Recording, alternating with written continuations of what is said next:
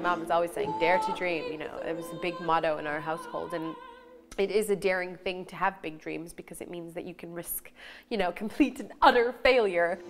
We still stand in the gully behind the house.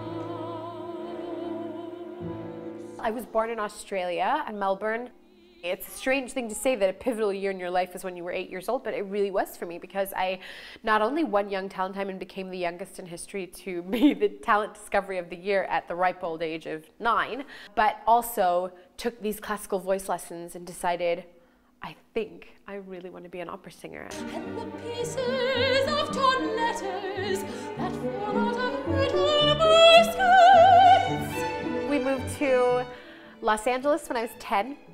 And I continued all of my training and asked to make my debut at the Metropolitan Opera at 19. For me, it's like by 142, it's like this last sort of outpouring of emotion, and then it's like, oh no, that's just a part of life. Da, da, da, da, dee, dee, dee. This new work, The Tree of Man, came about from the Australian Chamber Orchestra. They had Danielle lined up to do a series of performances this year, and they had the wonderful idea of honouring Patrick White's centenary. I then had the job of working out exactly how to use Patrick White. He has these magnificent novels, but how do you set a novel to music? I was skimming through The Tree of Man and got to the final chapter. The final chapter is actually a complete little vignette. These beautiful images and fleeting thoughts that he creates apparently out of nothing. It's an incredibly haunting piece. It's very, very richly written. In the end.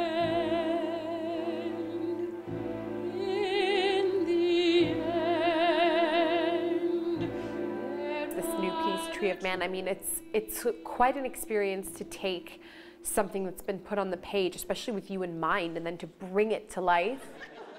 All of the musicians, as we come together in our first rehearsal, you know, no one knows really how it's going to be, what it's really going to sound like when you bring it to life. So it's important to sort of bring your own sense of interpretation to the piece. He's writing in the sand and expecting precious stones in the surfaces of rock.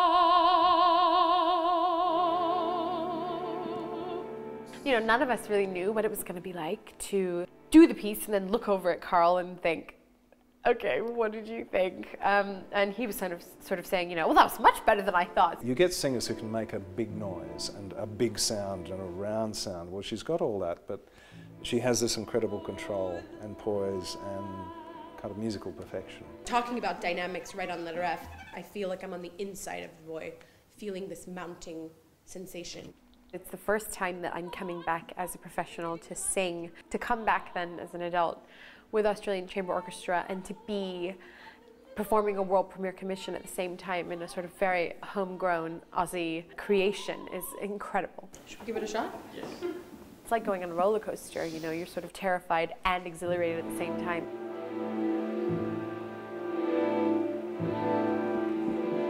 I feel like I've come full circle from that 7-year-old who was on the news, you know, to now, you know, being an established singer.